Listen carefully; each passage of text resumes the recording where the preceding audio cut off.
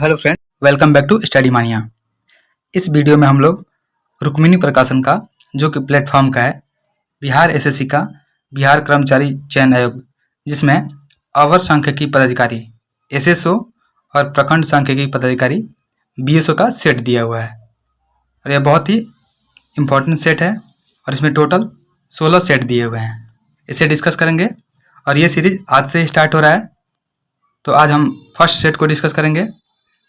हमारा पहला सेट है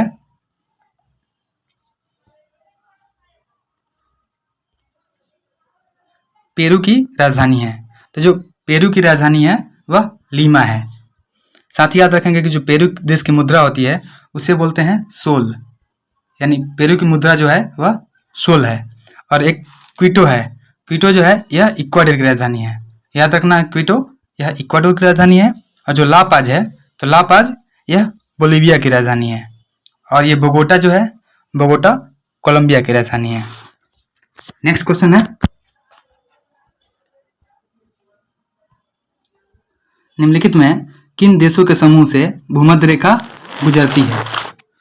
तो इसमें से कोलंबिया, केन्या और इंडोनेशिया, इन तीनों देशों से भूमध्य रेखा गुजरती है। जो 1 डिग्री देशांतर का भूमध्य रेखा पर दूरी होता है वह होता है 111.32 किलोमीटर। याद रखेंगे। और भूमध्य रेखा, इसी को विषुवत रेखा भी बोलते हैं। इस पे 21 मार्च को तथा 23 सितंबर को दिन और रात जो होते हैं बराबर होते हैं। साथ ही याद रखेंगे कि भूमध्य रेखा जो है कुल 13 देशों से होकर गुजरती है। जो एशिया है, एशिया में मालदीव, इंडोनेशिया और किरिबाती है। और दक्षिण अमेरिका में है इक्वाडोर, कोलंबिया, ब्राजील। और अफ्रीका के देश हैं Uganda, Kenya, Somalia, Gabon, Congo लोकतांत्रिक गणराज्य, कांगो गणराज्य और Sao Tome and Principe. Next है, निम्नलिखित में से कौन सा देश आसियान का सदस्य नहीं है? तो वियतनाम जो है यह आसियान का सदस्य है। ब्रुनेई दारुसलाम ये भी आसियान का सदस्य है। और म्यांमार ये भी आसियान का सदस्य है। जो बांग्लादेश है यह आसियान का सदस्य नहीं है। आसियान का फुल फॉर्म होता है association of south east Asian nation. और आसियान जो है यह दक्षिण पूर्वी एशियाई जो है उनके राष्ट्रों का संगठन है। और इसमें शामिल जो सदस्य हैं वो म्यांमार है, Cambodia, Laos, Vietnam, Thailand, Brunei, Indonesia, Malaysia, Philippines और सिंगापुर है। साथ ही याद रखेंगे कि जो आसियान का 11वां सदस्य है वह तिमोर लेस्टे बनाने की सैद्धांतिक मंजूरी जो मिली है यह 2022 में नोमपेन आसियान शिखर सम्मेलन में लिया गया है। यानी 11वां देश इसका बना है तिमोर लेस्टे। और जो आसियान की स्थापना हुई यह 8 अगस्त 1967 को स्थापना हुई। और इसका जो मुख्यालय है वह इंडोनेशिया के जकार्ता में है। साथ ही याद रखेंगे कि 24 अगस्त 1996 से भारत इसका पूर्ण संवाद सहभागी भी है। अगला क्वेश्चन है, किस पर्वत के तिब्बती नाम का अर्थ विश्व की देवी माँ है? तो यह है माउंट एवरेस्ट। माउंट एवरेस्ट का तिब्बती नाम जो है उसका अर्थ होता है विश्व की देवी माँ। और एवरेस्ट पर्वत जो है दुनिया का सबसे ऊंचा पर्वत शिखर है, जिसकी जो लंबाई है यह 8848 मीटर, जो अब बढ़ के 8850 मीटर हो गया है। याद रखेंगे 8850 मीटर है। और नेपाल में इसे स्थानीय लोग सागर माथा के नाम से जानते हैं, जो नाम नेपाल के इतिहासविद बाबूराम आचार्य ने 1930 के दशक में रखा था। और इसे पृथ्वी का तीसरा ध्रुव भी बोला जाता है। अगला क्वेश्चन है,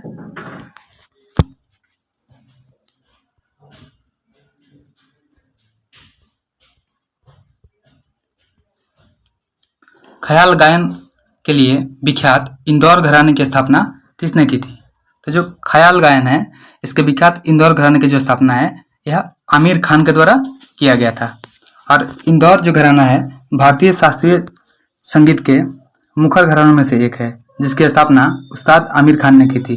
और इंदौर घराने के प्रदर्शन को विलंबित लय द्वारा अब्दुल वाहिद खान के शैली में समाहित किया गया है। नेक्स्ट है, ताप्ती नदी का मूल है। तो ताप्ती नदी का जो मूल है वह मुल्ताई हो जाएगा। याद रखेंगे ताप्ती नदी यह 724 24 किलोमीटर लंबा है और इसकी जो उत्पत्ति है मध्य प्रदेश के बैतूल जिले में सतपुरा की जो पहाड़ी है मुल्ताई नामक स्थान से होती है, इसलिए हमारा आंसर मुल्ताई हो जाएगा। और यह जो होती है भ्रंश घाटी से बहती हुई अरब सागर के खंभात खाड़ी में जाकर मिल जाती है। अगला क्वेश्चन है, ऑस्कर जीतने वाले प्रथम भारतीय कौन है? तो जो ऑस्कर जीतने वाले प्रथम भारतीय हैं वह है भानु अथैया। अब भानु अथैया ने 1983 में गांधी फिल्म में रिचर्ड एटनबरो की कॉस्ट्यूम डिजाइन के लिए यह पुरस्कार जीता था।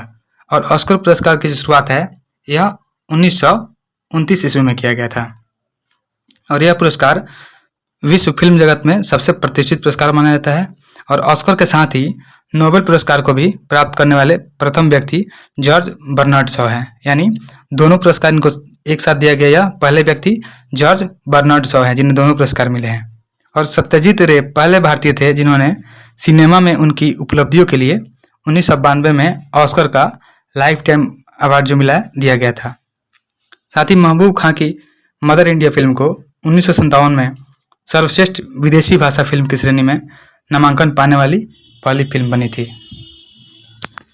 और जो 95वां ऑस्कर अवार्ड 2023 मिला था इसमें एस राजामौली की फिल्म जो थी RRR में नाटू नाटू गाने के लिए सर्वश्रेष्ठ मूल गीत के लिए ऑस्कर पुरस्कार दिया गया था।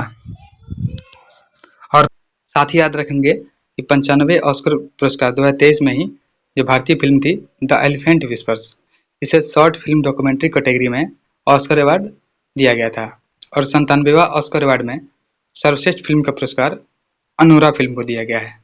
नेक्स्ट है, मैकमोहन रेखा भारत तथा इस देश के बीच की सीमा रेखा है। तो यह भारत और चीन के बीच की सीमा रेखा है। हमारा आंसर डी हो जाएगा। कुछ सीमा रेखा को याद रखना है, जैसे रेड क्लिफ है, यह भारत और पाकिस्तान के बीच में है। 24 डिग्री पैरेलल लाइन है, यह भारत और पाकिस्तान के बीच में ये भी है, जो कच्छ से अलग करता है पाकिस्तान को, और भारत अस्वीकार करती है इसे। तीसरा है, एक डुरंड रेखा है, तो अफगानिस्तान और पाकिस्तान के बीच में डुरंड रेखा। और मैनर हिर जो रेखा है यह रूस और फिनलैंड में है। और जो हिंडनबर्ग रेखा है यह जर्मनी और पोलैंड के बीच में है। और एक है 49th पैरेलल लाइन, यह यूएसए और कनाडा के बीच में है। और एक है मैगिनॉट रेखा, यह जर्मनी और फ्रांस के बीच में है। अगला क्वेश्चन है, राष्ट्रीय बालिका दिवस मनाया जाता है। तो राष्ट्रीय बालिका दिवस है यह 24 जनवरी को मनाया जाता है। हमारा आंसर डी हो जाएगा। और इसकी जो शुरुआत हुई थी महिला एवं बाल विकास मंत्रालय के द्वारा 2008 में से शुरू किया गया था। 24 जनवरी के दिन पूर्व प्रधानमंत्री इंदिरा गांधी को नारी शक्ति के रूप में याद किया जाता है। और इस तिथि को प्रधानमंत्री 1966 में बने थे। जो राष्ट्रीय शिक्षक दिवस होता है यह 5 सितंबर को मनाया जाता है। 14 नवंबर को विश्व मधुमेह दिवस और बाल दिवस मनाया जाता है। साथ ही 3 मार्च को विश्व वन्य जीव दिवस मनाया जाता है। और जो राष्ट्रीय उपभोक्ता अधिकार दिवस होता है यह 24 दिसंबर को मनाया जाता है। और राष्ट्रीय एकता दिवस जो होता है यह 31 अक्टूबर को मनाया जाता है। अगला क्वेश्चन है, भारत के प्रथम मुख्य न्यायाधीश कौन थे? तो भारत के जो प्रथम मुख्य न्यायाधीश थे ये हरिलाल जे कनिया थे। इनका जो कार्यकाल था 1950 से लेकर के 1951 तक था। और स्वतंत्र भारत में जन्मे भारत के प्रथम मुख्य न्यायाधीश ये सरोज होमी कपाड़िया थे। याद रखेंगे कि स्वतंत्र भारत में जन्मे भारत के प्रथम जो मुख्य न्यायाधीश थे वह सरोज होमी कपाड़िया थे। और सुप्रीम कोर्ट की प्रथम महिला न्यायाधीश यह मीरा साहिब फातिमा बीबी थी। साथ ही उच्च न्यायालय यानी हाईकोर्ट की प्रथम महिला मुख्य न्यायाधीश जो थी वह लीला सेठ थी। और देश की प्रथम महिला सत्र न्यायाधीश अन्ना चांडी थी। भारत के सर्वोच्च न्यायालय का जो उद्घाटन हुआ था यह हुआ था 28 जनवरी को 1950 में। और स्थापना 26 जनवरी 1950 को किया गया था। और साथ ही याद रखेंगे कि भारत में वर्तमान में जो 91 मुख्य न्यायाधीश है उनका नाम है संजीव खन्ना। अगला क्वेश्चन है,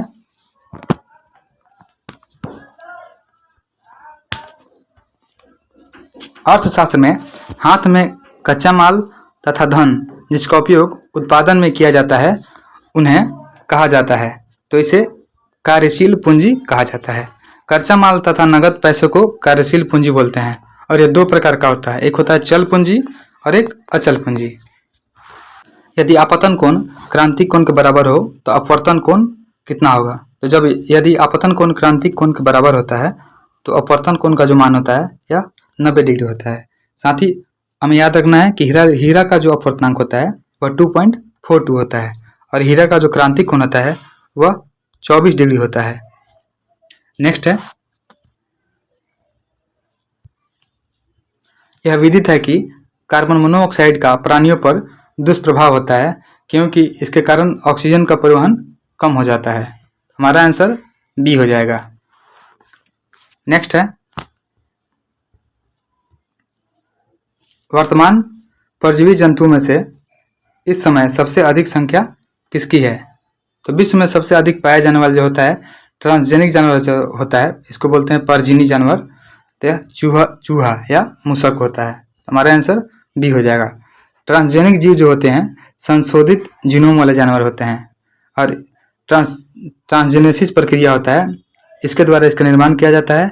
और ट्रांसजेनेसिस जो वह घटना है जिसमें वांछित विशेषताओं वाले एक विदेशी जीन को लक्षित जानवर के जीनोम में प्रविष्ट कराया जाता है।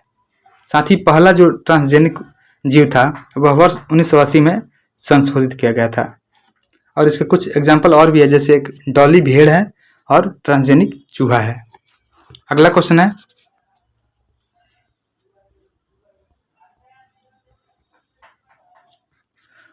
पौधे में वातपोत्सर्जन के अवशोषण और ऊपरी गतिविधियों में जड़ों से पत्तियों तक पानी और खनिजों के संचरण में मदद करता है। तो पौधों में जो होता है वाष्पोत्सर्जन होता है, यह वाष्पोत्सर्जन, अवशोषण और ऊपरी गतिविधियों में जड़ों से पत्तियों तक पानी और खनिजों के संचरण में मदद करता है। तो हमारा जो आंसर हो जाएगा बी हो जाएगा। और पौधों में जो वाष्पोत्सर्जन होता है इसका महत्व होता है कि वाष्पोत्सर्जन पौधों के विभिन्न भागों में जल और खनिजों के संवहन में सहायता करता है और यह परागण को बनाए रखता है और कोशिकाओं को कठोर भी रखता है। साथ ही याद रखेंगे कि पौधे में विभिन्न प्रकार के वाष्पोत्सर्जन होते हैं, जैसे एक होता है रंध्र वाष्पोत्सर्जन, एक होता है लेटिकुलर वाष्पोत्सर्जन और एक होता है त्वचीय वाष्पोत्सर्जन। नेक्स्ट है,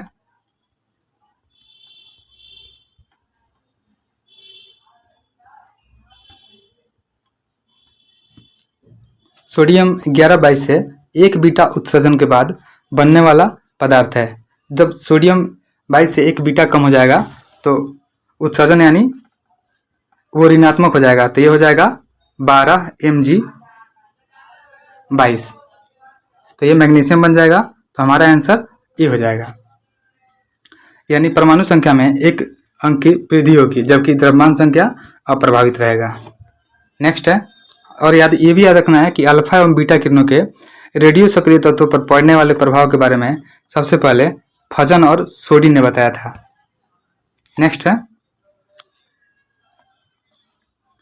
अफीम युक्त निद्राकारी है। तो अफीम युक्त जो निद्राकारी होता है यह हेरोइन होता है और यह रासायनिक रूप से डाई एसिटाइल मॉर्फिन होता है। हेरोइन को मुख्य या निस्वन या इंजेक्शन के द्वारा भी लिया जा सकता है और मॉर्फिन एवं कोडीन अफीम से ही उत्पन्न होता है।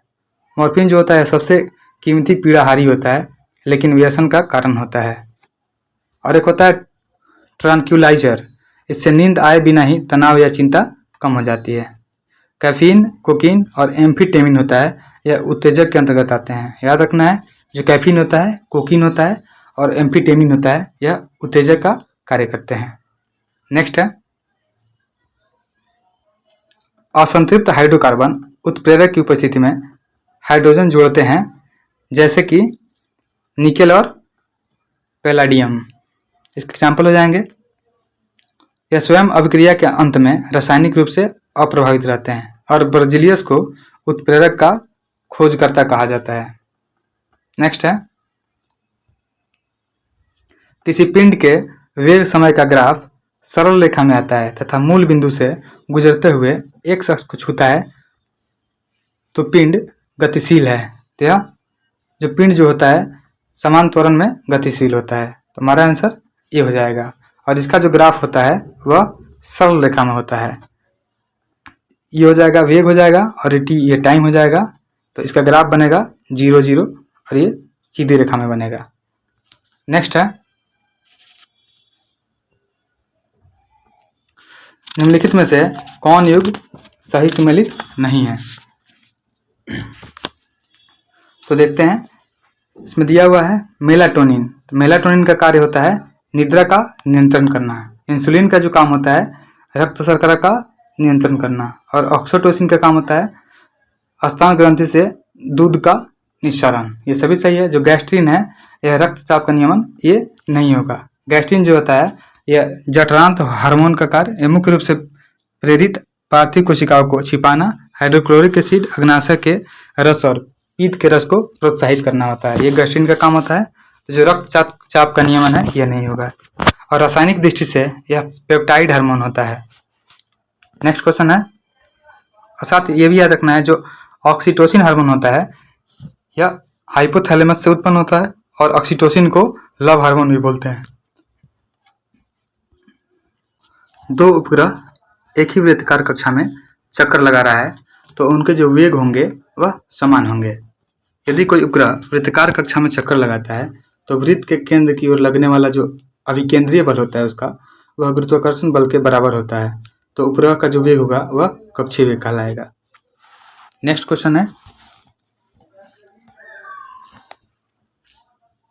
प्रयोगशाला में ऑक्सीजन गैस बनाने के लिए निम्नलिखित अपक्रिया की प्रयुक्त की जाती है 2KClO3। ये उसमें हीट दिया जाएगा इसमें और कैटालिस्ट के साथ ये प्रतिक्रिया होगी तो बनेगा हमारा 2KCl, ये सॉलिड बनेगा और 3O2 ऑक्सीजन का 3 मूल बनेगा और ये गैस फॉर्म में होगा। तो इसमें स्टेटमेंट देखना है निम्नलिखित में से कौन सा कथन अपक्रिया के संदर्भ में सही है। चेक करते हैं, यह एक अपघटन अपक्रिया है तथा ऊष्मा शोषी है, यानी ऊष्मा का अवशोषण करता है। यह स्टेटमेंट बिल्कुल सही है। तो हमारा आंसर हो जाएगा ए। यह अपघटन अपक्रिया है और यह ऊष्मा शोषी प्रकृति की होती है क्योंकि जब इसका अपघटन होता है तो अपक्रिया में उत्पादों के निर्माण के लिए ऊष्मा की आवश्यकता होती है और ऊष्मा शोषी अपक्रिया में ऊष्मा का अवशोषण होता है। इसलिए हमारा स्टेटमेंट एक सही है। नेक्स्ट है,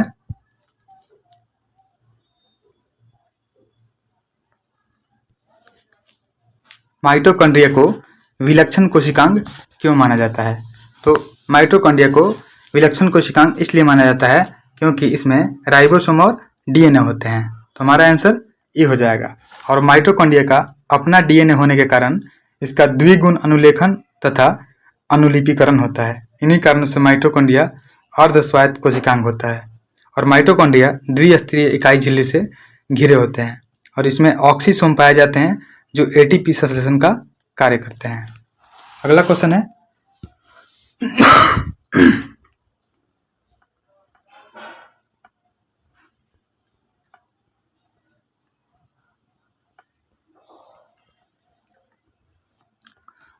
है, कांडोली उत्सव डैश में आयोजित किया जाता है। तो जो कांडोली उत्सव होता है यह पश्चिम बंगाल में आयोजित किया जाता है। हमारा आंसर सी हो जाएगा।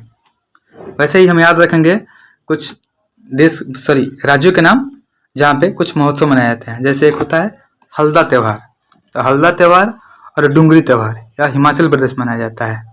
और एक होता है याओसांग, तो याओसांग मणिपुर में मनाया जाता है। और जो रायपुर में एक होता है राष्ट्रीय जनजातीय नृत्य महोत्सव। साथ ही मिजोरम में होता है चापचारकुट त्यौहार और आंध्र प्रदेश और तेलंगाना में कनुमा महोत्सव होता है।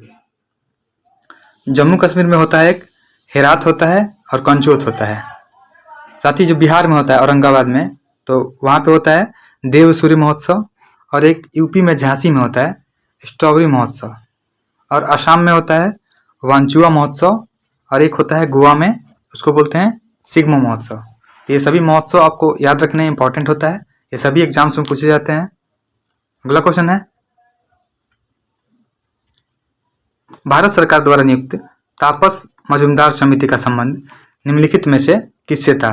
जो तापस मजुमदार समिति था यह 6 से 14 आयु वर्ष के सभी बच्चों को स्कूली शिक्षा व्यवस्था में शामिल करने से संबंधित था। संविधान के 86वें संविधान संशोधन अधिनियम जो 2002 ईस्वी में हुआ था, इसी के अंतर्गत लागू किया गया था और वर्ष 2009 में इससे संबंधित अधिनियम बनाकर शिक्षा के अधिकार को अधिक प्रभावशाली बना दिया गया था। और शिक्षा का जो अधिकार अधिनियम है यह 2009 में 1 अप्रैल आया, अधिनियम आया 2009 में और 1 अप्रैल 2010 को लागू किया गया था। याद रखना है, शिक्षा का अधिकार 2009 में आया और 1 अप्रैल 2010 से लागू हो गया। नेक्स्ट है 2011 के अंतिम जनगणना परिणाम के अनुसार भारत में जनघनत्व क्या है? तो 2011 के अंतिम जनगणना परिणाम के अनुसार भारत का जो जनघनत्व है 382 व्यक्ति प्रति वर्ग किलोमीटर है। तो हमारा आंसर सी हो जाएगा। साथ ही याद रखेंगे कि 2011 के जनगणना के अनुसार सर्वाधिक जनघनत्व वाला जो राज्य हो जाएगा वह बिहार हो जाएगा और न्यूनतम जनघनत्व वाला जो राज्य हो जाएगा वह अरुणाचल प्रदेश हो जाएगा। बिहार में प्रति वर्ग किलोमीटर में 1106 व्यक्ति रहते हैं और अरुणाचल प्रदेश में प्रति वर्ग किलोमीटर में मात्र 17 व्यक्ति ही रहते हैं। वहीं केंद्र शासित प्रदेश की बात करते हैं तो सर्वाधिक जनघनत्व जो होता है वहाँ पे 11,320 है जो दिल्ली का है। नेक्स्ट है वर्ष 2025 में किस मशहूर साहित्यकार को ज्ञानपीठ पुरस्कार से सम्मानित किया गया था? तो यह है विनोद कुमार शुक्ल, इन्हें ज्ञानपीठ पुरस्कार दिया गया था। हमारा आंसर सी हो जाएगा। वे ज्ञानपीठ पुरस्कार पाने वाले छत्तीसगढ़ राज्य के पहले लेखक बन गए। याद रखेंगे कि जो विनोद कुमार शुक्ल है यह ज्ञानपीठ पुरस्कार पाने वाले छत्तीसगढ़ राज्य के पहले लेखक हैं। इन्हें वर्ष 2024 में 59वां ज्ञानपीठ पुरस्कार से सम्मानित किया गया था और ज्ञानपीठ पुरस्कार में 11 लाख रुपए की राशि और माँ सरस्वती की जो कांस्य की प्रतिमा होती है वो और प्रशस्ति पत्र दिया जाता है। विनोद कुमार शुक्ल की रचना है दीवार में एक लड़की रहती थी। तो इसके लिए 1999 में साहित्य अकादमी पुरस्कार से भी इन्हें सम्मानित किया गया था। याद रखेंगे, दीवार में एक लड़की रहती थी, इस रचना के लिए विनोद कुमार शुक्ल को साहित्य अकादमी पुरस्कार 1999 से सम्मानित किया गया था। अगला क्वेश्चन है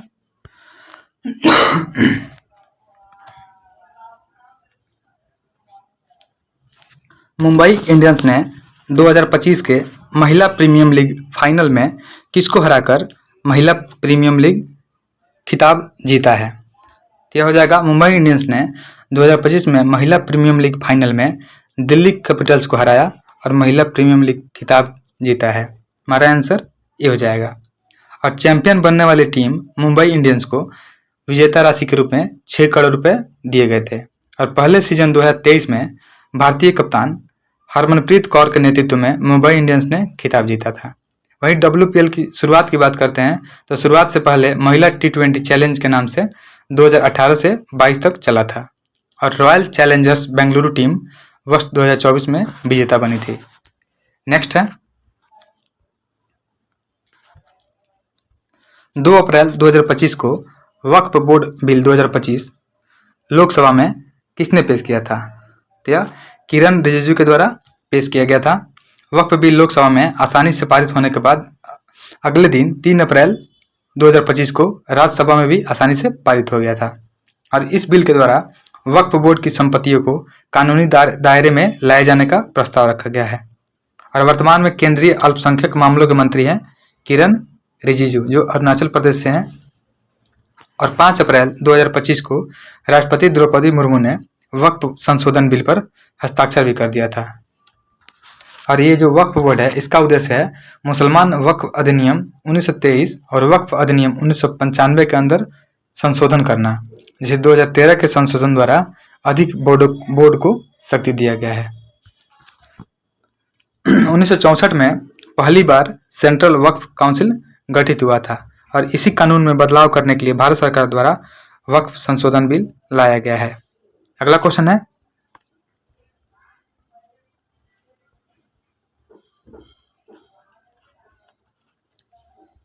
यूनेस्को द्वारा विश्व धरोहर स्थल की संभावित सूची में शामिल कांगेर घाटी राष्ट्रीय उद्यान किस राज्य में स्थित है? तो जो कांगेर घाटी ये राष्ट्रीय उद्यान है यह छत्तीसगढ़ में स्थित है। हमारा आंसर डी हो जाएगा और यूनेस्को द्वारा विश्व धरोहर स्थल में संभावित सूची में शामिल किया गया है। मार्च 2025 तक भारत में टोटल 43 विश्व धरोहर स्थल शामिल है और जुलाई 2024 में नई दिल्ली में आयोजित विश्व धरोहर समिति की 46वें सत्र में असम के चराईदेव मोइदम को भारत का 43वां यूनेस्को का विश्व धरोहर स्थल शामिल किया गया था। याद रखना है, जो लास्ट है 43वां यूनेस्को धरोहर स्थल, यह असम के चराईदेव मोइदम है। नेक्स्ट क्वेश्चन है, निम्नलिखित में से कौन सी ग्रंथि मानव शरीर में पाई जाने वाली सबसे बड़ी ग्रंथि होती है? तो यह होती है यकृत यानी लीवर। हमारा आंसर सी हो जाएगा। मानव शरीर की वही दूसरी ग्रंथि की बात करते हैं तो वह होता है अग्नाशय। और लंगरहैंस द्वीप जो होता है वहां से इंसुलिन का स्राव होता है और यह अग्नाशय में स्थित होता है। साथ ही मनुष्य के शरीर में सबसे छोटी ग्रंथि जो होती है वह पिट्यूटरी ग्लैंड होती है, जो पिट्यूटरी ग्लैंड का वजन होता है 0.06 ग्राम। याद रखना है, इसे पीयूष ग्रंथि बोलते हैं और इसका वजन जो होता है 0.06 ग्राम होता है। अगला क्वेश्चन है, किसने भारत में स्टारलिंक ब्रॉडबैंड इंटरनेट की पेशकश के लिए एलन मस्क के स्पेस एक्स के साथ समझौता किया है? तो यह जियो और एयरटेल ने। हमारा आंसर सी हो जाएगा। जियो और एयरटेल ने भारत में स्टारलिंक ब्रॉडबैंड इंटरनेट की पेशकश के लिए एलन मस्क के स्पेस एक्स के साथ समझौता किया है। अगला क्वेश्चन है, मार्च 2025 में मॉरिशस का सर्वोच्च सम्मान पाने वाले पहले भारतीय कौन बने हैं? तो ये जो बने हैं नरेंद्र मोदी बने हैं। याद रखेंगे, मॉरिशस का जो सर्वोच्च सम्मान है उसे पाने वाले प्रथम व्यक्ति जो है नरेंद्र मोदी बने हैं। और मॉरिशस के प्रधानमंत्री नवीन राम गुलाम ने प्रधानमंत्री मोदी को देश के सर्वोच्च पुरस्कार जिसका नाम है grand commander of the order of the star and की ऑफ द ओशन से सम्मानित किया है। अगला क्वेश्चन है,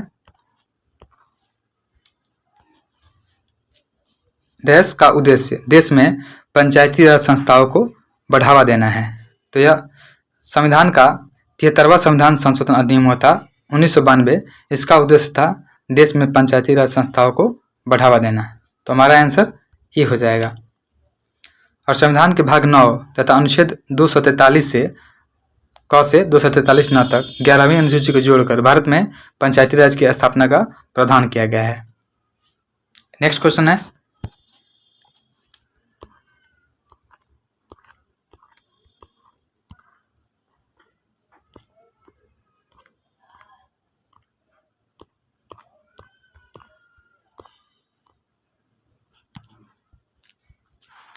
भारत के मूल संविधान में क्रमशः कितने अनुच्छेद और अनुसूचियां थी?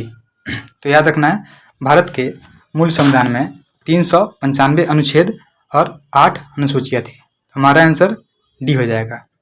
और संविधान के मूल पाठ में 22 भाग, 395 अनुच्छेद और 8 अनुसूची थी, लेकिन अभी लगभग 448 अनुच्छेद, 12 अनुसूची और 25 भाग सम्मिलित है। और संविधान सभा की जो पहली बैठक हुई थी वह 9 दिसंबर 1946 को हुई थी। साथ ही याद रखेंगे, संविधान का जो निर्माण हुआ था इसमें 2 वर्ष 11 महीना और 18 दिन लगा था। और संविधान के प्रारूप पर लगभग 114 दिन तक बहस भी हुआ था। और संविधान के निर्माण पर लगभग 64 लाख रुपए का खर्च हुआ था। 24 जनवरी 1950 को संविधान सभा की अंतिम बैठक हुई थी, जिसमें 284 सदस्यों ने अंतिम रूप से संविधान पर हस्ताक्षर किए थे। अगला क्वेश्चन है, भारतीय संविधान के निम्नलिखित में से किस अनुच्छेद में 6 वर्ष से कम आयु के बच्चों के लिए प्रारंभिक बाल्यावस्था, देखरेख और शिक्षा का उपबंध है? तो यह है अनुच्छेद 45 में।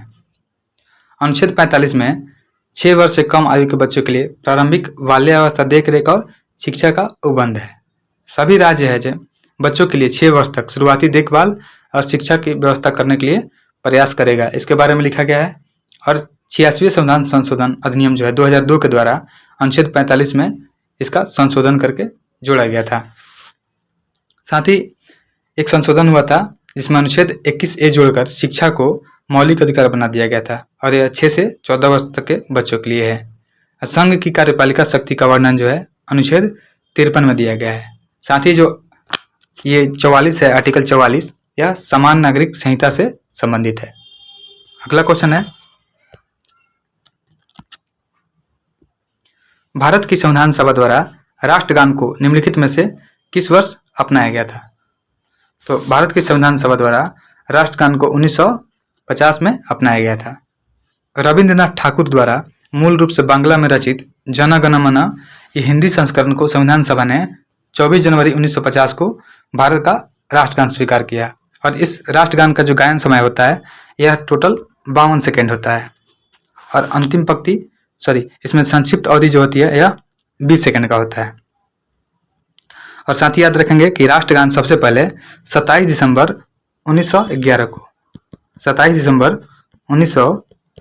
को भारतीय राष्ट्रीय कांग्रेस के कोलकाता अधिवेशन में गाया गया था, जिसके अध्यक्ष थे पंडित बिशन नारायण धर। राष्ट्रगान के वर्तमान जो संगीतमय धुन है उसको बनाने का जो श्रेय है कैप्टन राम सिंह ठाकुर को दिया जाता है। साथ ही याद रखेंगे कि राष्ट्रीय कैलेंडर जो है 22 मार्च 1957 को अपनाया गया और राष्ट्रीय ध्वज को 22 जुलाई 1947 को अपनाया गया था। अगला क्वेश्चन है,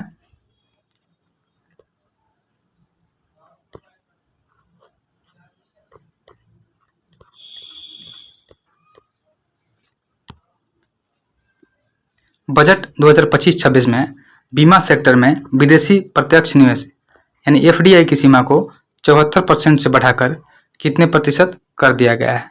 तो यह 100% कर दिया गया है। वित्त मंत्री निर्मला सीतारमन ने बजट 25-26 में बीमा क्षेत्र के लिए बड़ा ऐलान किया और इसमें एफडीआई की सीमा को बढ़ाकर 74% से बढ़ा करके 100% कर दिया। साथ ही याद रखेंगे कि मल्होत्रा समिति की सिफारिश पर बीमा नियामक और विकास प्राधिकरण अधिनियम 1999 लाया गया था। नेक्स्ट क्वेश्चन है,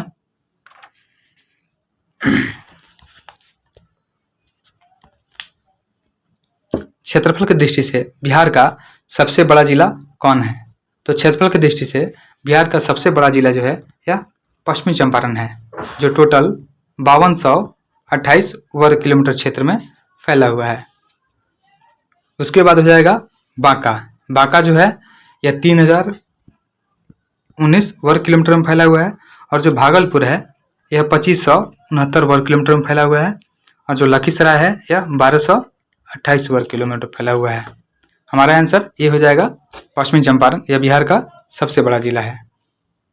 और बिहार का क्षेत्रफल की दृष्टि से सबसे छोटा जिला जो है यह शिवहर है, जो मात्र 443 वर्ग किलोमीटर में ही फैला हुआ है।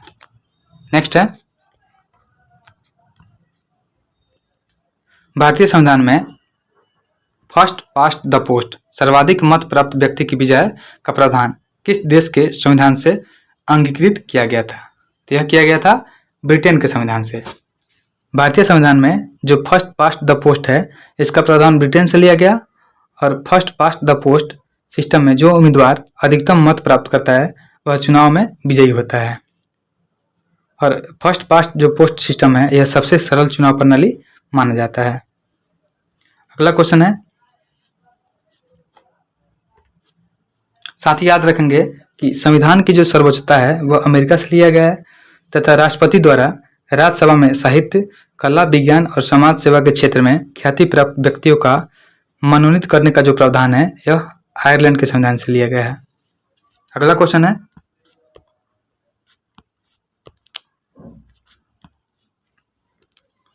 संविधान संशोधन विधेयक पेश किया जा सकता है तो यह या तो लोकसभा या राज्यसभा या दोनों में से कहीं भी पेश किया जा सकता है। भारतीय संविधान के भाग 20 के अनुच्छेद 368 के अंतर्गत संविधान में संशोधन किया जा सकता है और यह उपबंध जो है दक्षिण अफ्रीका से लिया गया है। नेक्स्ट है,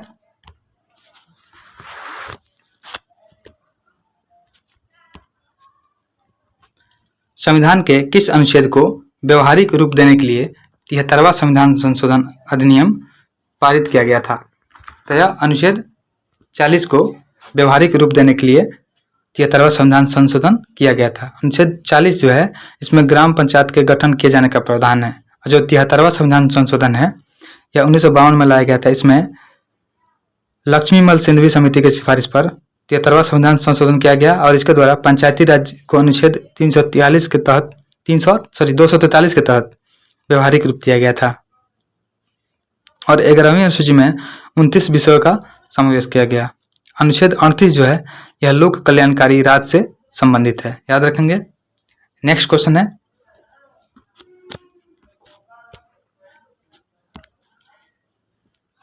किस राज्य ने सार्वजनिक निजी भागीदारी के माध्यम से 2047 तक गरीबी उन्मूलन के लिए शून्य गरीबी P4 नीति शुरू की है? तो यह किया गया है आंध्र प्रदेश के द्वारा। हमारा आंसर सी हो जाएगा। आंध्र प्रदेश ने सार्वजनिक नीति भागीदारी के माध्यम से 2047 तक गरीबी उन्मूलन के लिए शून्य गरीबी P4 नीति शुरू किया है। नेक्स्ट है, उष्णकटिबंधीय घास स्थल को कहते हैं। तो जो उष्णकटिबंधीय घास स्थल होता है उसको सवाना कहते हैं और सवाना जो घास का मैदान है यह पर्याप्त रूप से छोटे छोटे वृक्ष पाए जाते हैं और सवाना घास का मैदान पूर्वी अफ्रीका में केन्या और तंजानिया में पाया जाता है और यह अफ्रीका का सूडान से लेकर सर्बिया तक में इसका विस्तार है। सवाना घास के मैदान को शिकार की भूमि भी कहते हैं। नेक्स्ट है,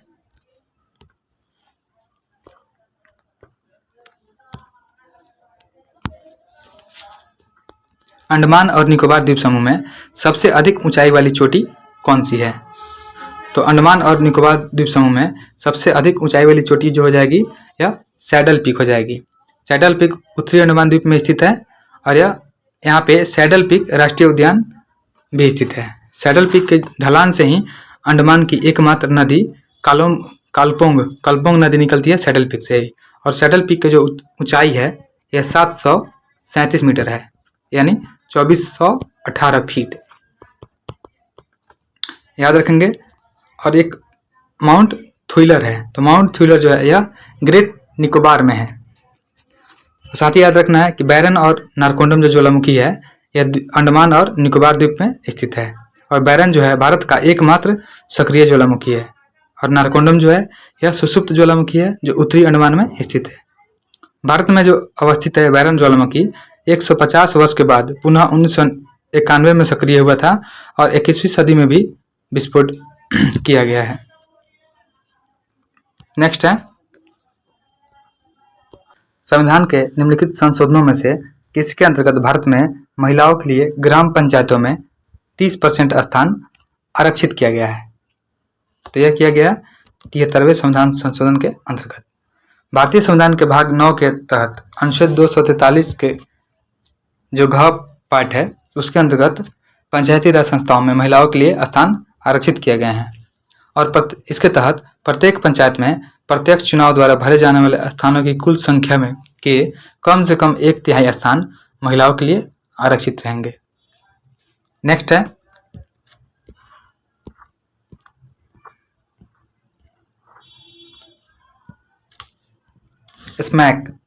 स्मैक नामक ड्रग पोस्ता पौधे के किस भाग से प्राप्त होता है? जो स्मैक होता है यह पोस्ता पौधे के लेटेक्स भाग से प्राप्त होता है और इस ड्रग्स की जो प्राप्ति होती है पोस्ता के कच्चे फल के स्राव से प्राप्त होता है और इस पौधे का जो वास्तविक नाम है उसे बोलते हैं पपेवर सोमनीफेरम।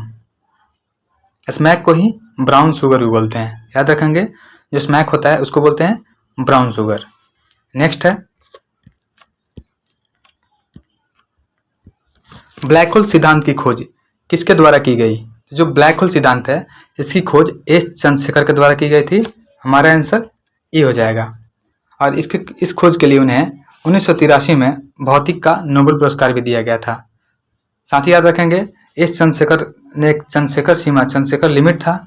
उस चंद्रशेखर लिमिट का जो मान होता है वह 1.4 इंटू जो सन का मास होता है उतना होता है। 1.4 इंटू मास ऑफ सन होता है। नेक्स्ट क्वेश्चन है, मेंडल का अंतिम नियम था। तो मेंडल का जो अंतिम नियम था यह स्वतंत्र अपव्यूहन था।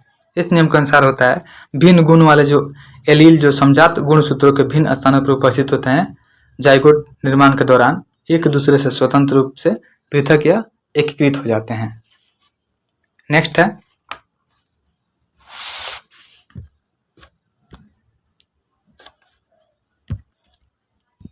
निम्न में से कौन जोड़ा सुमेलित नहीं है। तो देखते हैं, डेंगू बुखार जो होता है एर्बोवायरस से होता है, यह सही है। प्लेग जो होता है यर्सीनिया पेस्टिस से होता है, यह भी सही है। और सिफिलिस जो होता है सिफिलिस सुजाक, यह ट्राइच्यूरा से नहीं होता है। तो हमारा आंसर सी हो जाएगा। सिफिलिस जो होता है ये होता है ट्रेपनोमा पैलिडम, याद रखना है। सिफिलिस जो होता है ये होता है ट्रेपनेमा पैलिडम। और मलेरिया जो होता है यह होता है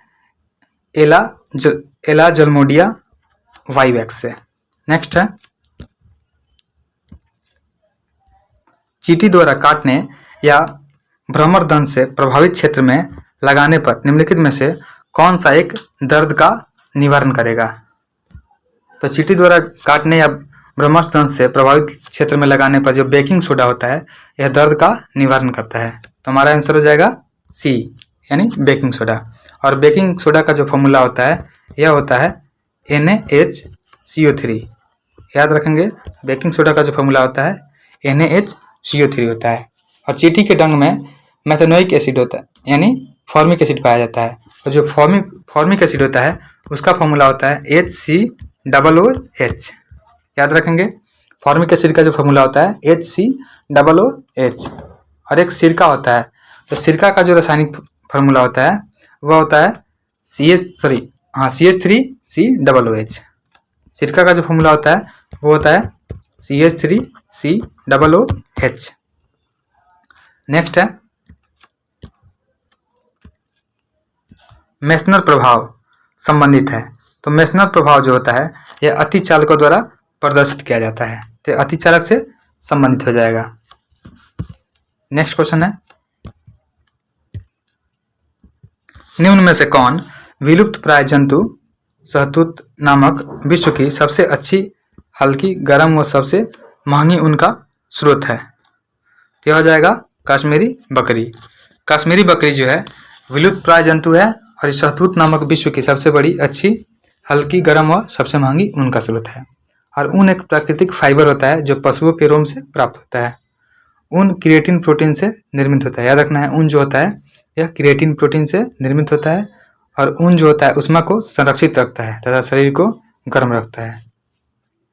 साथ ही जो होता है एक अंगूरा होता है, तो अंगूरा जो होता है यह खरगोश से प्राप्त होता है, यह ऊन है। और एक मेरिनो ऊन होता है, मेरिनो ऊन भेड़ से प्राप्त होता है। और लैम्बस वूल होता है, तो लैम्बस वूल जो होता है यह भेड़ों के बच्चों से प्राप्त होता है। नेक्स्ट है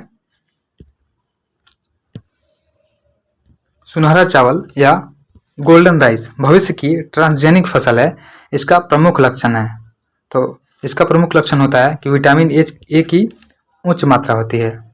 1990 के दशक के अंत में 2 यूरोपीय वैज्ञानिक ने डैफोडिल से बीटा कैरोटीन युक्त राइस ग्रीन को प्रवेशित करके गोल्डन राइस का निर्माण किया था। और गोल्डन राइस जो होता है ओराजाइवा सेटाइवा की एक किस्म है। नेक्स्ट क्वेश्चन है नीला शिशु सिंड्रोम का कारण है। तो नीला शिशु जो सिंड्रोम होता है इसका कारण होता है मेथ हीमोग्लोबिन। हमारा आंसर ये हो जाएगा।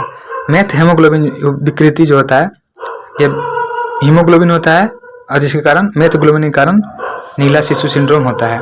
ब्लू बेबी सिंड्रोम होता है, इसका कारण नाइट्रेट संक्रमित जल का सेवन करना होता है। जब शिशु कोई औषधि नाइट्रेट युक्त जल के साथ ग्रहण करता है तो नाइट्रेट नाइट्राइट में चेंज हो जाता है। नेक्स्ट क्वेश्चन है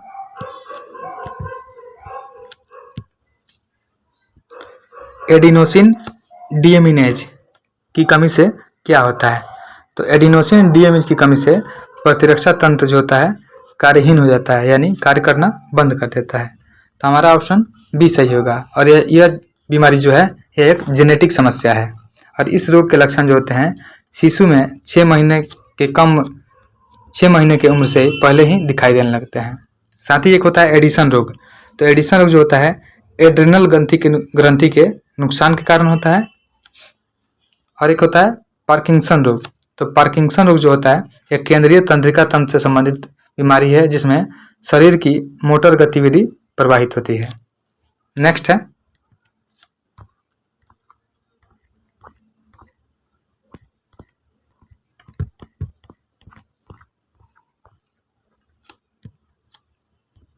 भूख लगने पर कोई व्यक्ति सर्वप्रथम उपयोग करता है अपनी ग्लाइकोजन का। याद रखेंगे कि भूख लगने पर कोई व्यक्ति सबसे पहले अपने ग्लाइकोजन का उपयोग करता है। और जो ग्लाइकोजन होता है ग्लूकोज का एक मल्टी ब्रांडेड ये पॉलीसेकेराइड होता है। ग्लूकोज इंसुलिन के प्रभाव से ग्लाइकोजन में चेंज हो जाता है। नेक्स्ट है निम्नलिखित में से कौन सा एक जोड़ा गलत मिलाया गया है। तो ग्लूकागॉन जो ये बीटा कोशिका इसके स्रोत होते हैं यह गलत हो जाएगा। जो ग्लूकागॉन होता है इसका जो सोर्स होता है यह यकृत से निकलता है यानी लीवर से निकलता है। तो हमारा आंसर ये हो जाएगा। सोमैटोस्टेनिन जो होता है यह डेल्टा कोशिका से निकलता है, यह सही है। कार्पस लूटियम जो होता है रिलैक्सिन से निकलता है। और जो इंसुलिन होता है यह इसके कारण मधुमेह होता है। नेक्स्ट है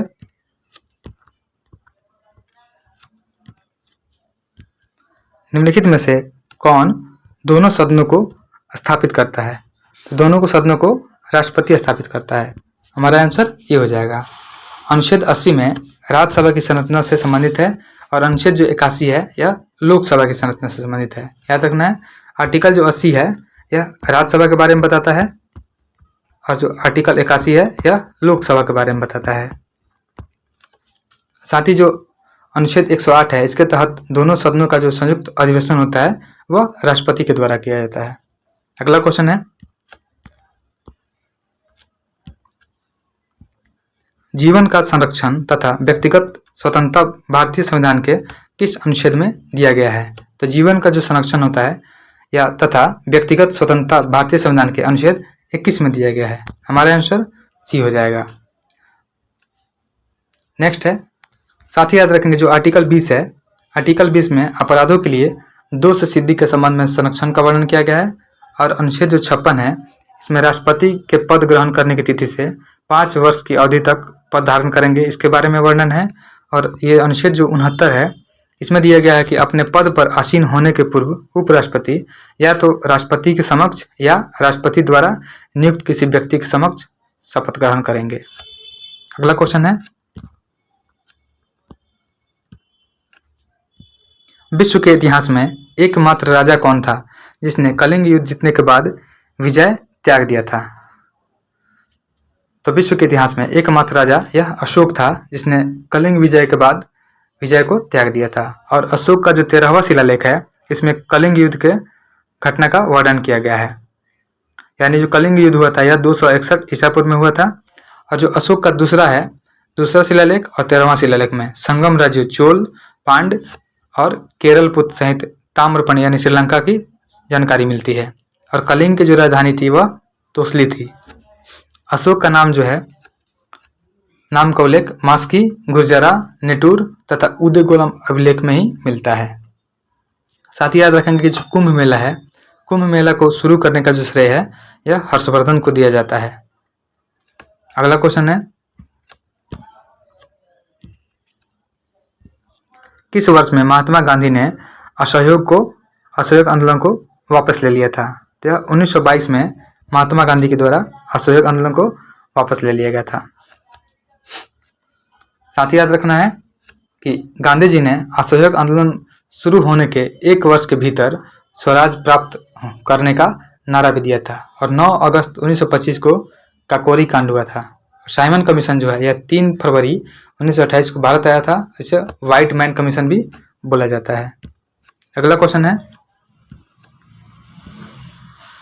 कौन सी स्थल डमरू मध्य उत्तरी अमेरिका को दक्षिणी अमेरिका से जोड़ती है। तो यह हो जाएगा पनामा।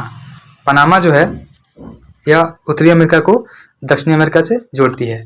तो ऐसे याद रखना है जो बेरिंग है तो बेरिंग है जो बेरिंग आर्कटिक में चुक्सी सागर और बेरिंग सागर को जोड़ता है। जो जिब्राल्टर है यह भूमध्य सागर और अटलांटिक को जोड़ता है, और जो डोबर है, डोबर जल संधि जो है उत्तरी सागर और इंग्लिश चैनल को जोड़ता है। साथ ही जो मलक्का है अंडमान सागर और दक्षिण चीन सागर को जोड़ता है, और जो फ्लोरिडा है यह मैक्सिको की खाड़ी और अटलांटिक महासागर को जोड़ता है। अगला क्वेश्चन है,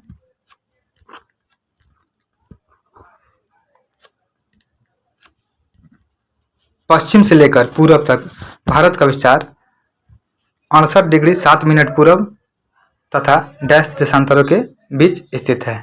तो यह पश्चिम से लेकर पूर्व तक भारत का जो विस्तार है 68 डिग्री 7 मिनट पूर्व तथा 97 डिग्री 25 मिनट पूर्व देशांतरों के बीच में स्थित है। तो हमारा आंसर सी हो जाएगा 97 डिग्री 25 मिनट। साथ ही याद रखेंगे कि भारत उत्तरी गोलार्ध में 8 डिग्री 4 मिनट से 37 डिग्री 6 मिनट उत्तरी अक्षांश के बीच में स्थित है, और संपूर्ण भारत का जो अक्षांशीय विस्तार है यह 6 डिग्री 4 मिनट से 37 डिग्री 6 मिनट उत्तरी अक्षांश के बीच में स्थित है। अगला क्वेश्चन है, डिस्कस किस खेल से जुड़ा हुआ है? जो डिस्कस है यह एथलेटिक्स खेल से जुड़ा हुआ है। हमारा आंसर सी हो जाएगा। और डिस्क थ्रो बोलते हैं, जो एथलीट्स का एक खेल है जिसमें एथलीट डिस्क नामक भारी डिस्क को अपने प्रतिद्वंदियों की तुलना में अधिक दूरी तय करने में के लिए फेंकता है। साथ ही याद रखें कि कृष्णा पुनिया है, यह भारतीय डिस्क थ्रोअर खिलाड़ी हैं। कृष्णा पुनिया भारतीय डिस्क थ्रोअर खिलाड़ी है। और गोल्फ खेल में प्रयोग होने वाला शब्द होता है, याद रखेंगे, कैडी होता है, लिम्स होता है, बंकर होता है, पोस्ट, लाई और बोगी, ये सभी गोल्फ खेल में प्रयोग होने वाले हैं। और साथ ही ये भी याद रखना है कि सिलारू जो है हिमाचल प्रदेश में, यह भारत का सबसे ऊंचा हॉकी का स्टोफर्ड मैदान बनाया गया है। सिलारू जो हिमाचल प्रदेश में है यह भारत का सबसे ऊंचा हॉकी स्टोफर्ड मैदान है। अगला क्वेश्चन है, गांधार कला शैली के अंतर्गत किसके जीवन की तरह मूर्तियां बनाई जाती थी? तो गांधार कला शैली के अंतर्गत बुद्ध भगवान की तरह मूर्तियां बनाई जाती थी। हमारा आंसर ए हो जाएगा। और यूनानी कला के प्रभाव से देश के पश्चिमोत्तर प्रदेश में कला की जिस नवीन शैली का विकास हुआ उसी को बोलते हैं गांधार कला शैली। इसका जो उदय है कनिष्क प्रथम के समय में हुआ था तथा तक्षशिला, कपिसा, पुष्पकलावती और बामियान आदि इसके प्रमुख केंद्र रहे हैं। नेक्स्ट है, साथ हमें ये भी याद रखना है कि मथुरा कला जो है यह स्वदेशी कला है, और बुद्ध की जो मूर्ति सर्वप्रथम मथुरा कला में बनाई गई थी। और मथुरा कला जो शैली है इसका संबंध जैन, बौद्ध एवं ब्राह्मण तीनों धर्मों से है। मथुरा कला के प्रमुख केंद्र जो होंगे मथुरा, तक्षशिला, अहिच्छत्र, श्रावस्ती, वाराणसी और कौशाम्बी आदि हैं। नेक्स्ट है, लाइफ ऑफ पाई नामक किताब के लेखक कौन है? तो लाइफ ऑफ पाई जो किताब है इसके लेखक हैं यान मार्टेल। हमारा आंसर डी हो जाएगा। वैसे ही हमें याद रखना विलियम शेक्सपियर का जो बुक था वो था मैकबेथ। एक मैकबेथ था और एक था ओथेलो था, विलियम शेक्सपियर का बुक था। जॉर्ज बर्नार्ड शॉ है, इन्होंने बुक लिखा था मैन ऑफ डेस्टिनी। और एक रोमन रोलैंड है, इनका जो बुक था उसका नाम था जिया क्रिस्तोफ। नेक्स्ट है, न्यू स्टार्ट सामरिक शस्त्र न्यूनीकरण संधि संयुक्त राज्य अमेरिका तथा डैश के बीच एक परमाणु हथियार न्यूनन संधि है। तो यह जो है रूसी संघ और अमेरिका के बीच एक परमाणु न्यूनन हथियार संधि है, इसको बोलते हैं न्यू स्टार्ट। यह संधि जो है 5 फरवरी 2011 को लागू हुई थी, और यह नई स्टार्ट संधि शीत युद्ध के अंत में 1991 में हुई स्टार्ट संधि का अनुवर्ती है, और यह संधि 2026 तक वैध रहेगा। अगला क्वेश्चन है, भारत का कौन सा पड़ोसी देश वर्मा के नाम से भी जाना जाता है? तो जो म्यांमार है इसे वर्मा के नाम से भी जाना जाता है। म्यांमार जो है भारत एवं बांग्लादेश के पूर्व में तथा चीन के दक्षिण में स्थित है, इसे स्वर्ण पैगोडा का देश भी बोलते हैं। साथ ही याद रखेंगे कि मांडले जो है इरावती नदी के तट पर बसा हुआ एक प्रमुख नगर है, जबकि यांगून है यहाँ का प्रमुख पतन है म्यांमार का। और बांग्लादेश जो है बिम्स्टेक और दक्षेस यानी सार्क का सदस्य है। और चीन जो है यह सोयाबीन एवं चाय की जन्मभूमि के रूप में जाना जाता है। अगला क्वेश्चन है, निम्नलिखित विकल्पों में से उस नदी का चयन करें जिसे विश्व की सबसे छोटी नदी कहा जाता है। तो विश्व की सबसे छोटी नदी या रो नदी को कहा जाता है। अमेरिका के मोंटाना राज्य में रो नदी स्थित है और इसकी जो लंबाई है मात्र 60 मीटर है। इसे विश्व का सबसे छोटा नदी बोला जाता है और यह नदी एक छोटे से जल स्रोत से निकलती है और 60 मीटर का सफर पूरा करके अमेरिका की सबसे बड़ी नदी मिसौरी नदी में मिल जाती है। साथ ही याद रखेंगे कि भारत की सबसे छोटी नदी जो है यह अरवरी है, जो राजस्थान में स्थित है। और अमेजन नदी प्रवाह क्षेत्र जो है जल आयतन की दृष्टि से विश्व की सबसे बड़ी व दूसरी लंबी नदी है।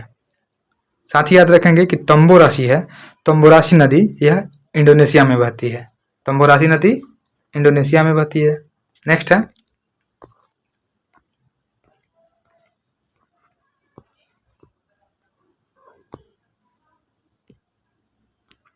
हिमाचल प्रदेश का सबसे प्रसिद्ध लोक नृत्य कौन सा है? तो हिमाचल प्रदेश का जो सबसे प्रसिद्ध लोक नृत्य है इसे बोलते हैं नाटी। नाटी जो है हिमाचल प्रदेश के कुल्लू, सिरमौर, मांडी, शिमला इत्यादि जनपद में मनाया जाता है। नेक्स्ट है,